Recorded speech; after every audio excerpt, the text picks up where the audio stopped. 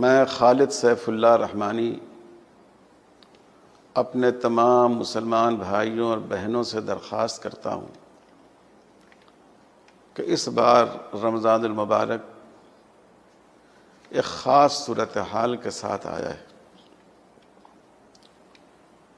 اس صورتحال میں دو تین باتیں بہت ضروری ہیں۔ ایک بات تو یہ ہے کہ اس بار ہم سادگی کے ساتھ عید منائیں۔ نئے کپڑے، نئے جوتے خریدنے کے بجائے جو پہلے کے کپڑے ہیں انہی کپڑوں میں ہم عید کریں۔ اس کے کئی فائدے ہیں۔ پہلا فائدہ یہ ہے کہ جو ہمارے دوسرے غریب مسلمان بھائی ہیں جو نئے کپڑے نہیں خرید سکتے، ان کے ساتھ اس کے ذریعے دلداری ہوگی، ان کے ساتھ ہم شامل ہوں گے ان کی دشواریوں میں۔ دوسرا فائدہ اس کا یہ ہے کہ جب آپ کے یہ پیسے بچیں گے تو جو غریب اور مستحق بھائی ہیں آپ ان پر یہ پیسے خرچ کر سکیں گے۔ تیسرا فائدہ یہ ہے کہ آپ دکانوں میں جانے سے بچیں گے۔ اگر آپ دکانوں میں جائیں گے تو جو ڈسٹنس رکھنا چاہیے اس کو قائم رکھنا مشکل ہو جائے گا، تو اس کا نتیجہ یہ ہوگا کہ بیماری پیدا ہوگی، کرونا وائرس ایک دوسرے کو متاثر کرے گا، تو آپ کی صحت اور زندگی کی حفاظت ہوگی۔ چوتھا فائدہ یہ ہے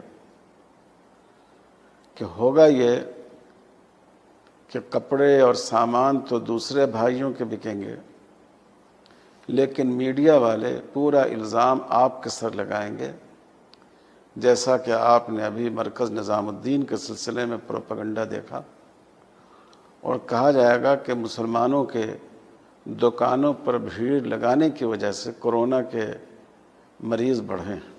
اس لیے میں آپ حضرات سے دردمندانہ درخواست کرتا ہوں کہ آپ اپنی خواہش کو دباتے ہوئے، آپ اپنی چاہت کو قربان کرتے ہوئے اس بار سادگی کے ساتھ عید منائیں۔ دوسری بات یہ عرض کرنی ہے کہ دینی مدارس یہ ہماری شہ رگ ہے۔ ملت کا دینی وجود مدارس کے دم سے قائم ہے۔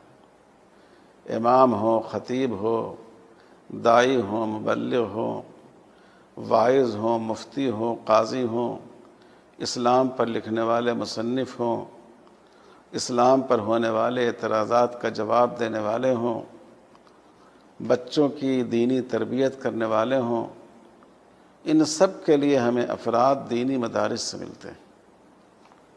اور اس لاک ڈاؤن کی وجہ سے مدارس کے سفراء، مدارس کے نمائندے جو مختلف تاجروں تک پہنچتے تھے، مختلف شہروں کو جاتے تھے، وہ بالکل بند کر رہ گئے ہیں۔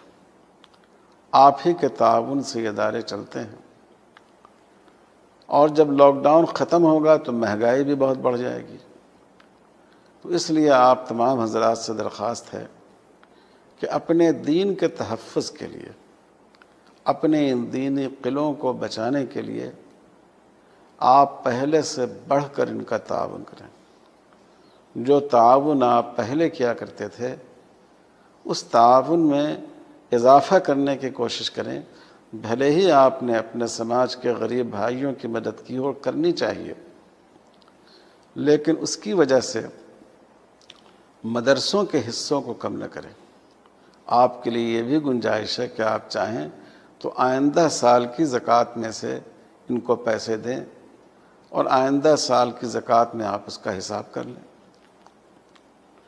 تیسری بات جو اسی سے متعلق ہے وہ یہ ہے کہ ہمارے بہت سے بھائیوں نے عمرے کا ارادہ کیا تھا، بلکہ پیسے بھی بھر دیے تھے۔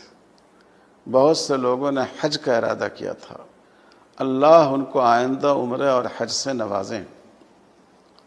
لیکن اس سال رمضان المبارک کے عمرے کا کوئی امکان نہیں ہے۔ اور شاید اس سال بظاہر باہر کے حجاج، سعودی عرب سے باہر کے حجاج بھی حرمین شریفین نہیں جا سکیں۔ اللہ تعالیٰ اس صورتحال کو جلد دور فرمائیں۔ لیکن یہ جو آپ کے عمرے کے پیسے تھے، حج نفل کی اگر آپ نے نیت کی ہو، تو اس کے جو پیسے ہیں، ان پیسوں کو آپ مدارس اسلامیہ کی مدد پر خرچ کیجئے۔ انشاءاللہ جو اجر آپ کو عمرے پر حج پر حاصل ہوتا، وہی اجر آپ کو ان اداروں کی مدد پر اور دینی تعلیم کو فروغ دینے پر خرچ ہوگا۔ یہ مدارس ہوں گے تو معاشرے میں دین زندہ ہوگا، اور جب دین زندہ ہوگا تو عمرے بھی ہوں گے اور حج بھی ہوں گے۔ تو آپ ضرور ہماری اس اپیل پر دھیان دیں۔ سادگی کے ساتھ عید منانی ہے، مدارس کے تعاون کو بڑھانا ہے، اور جو آپ نے عمرے اور نفل حج کا ارادہ کیا ہو، ان پیسوں کو اس کار خیر میں خرچ کرنا ہے۔ اللہ تعالی ہم سب کو اس کی توفیق عطا فرمائے۔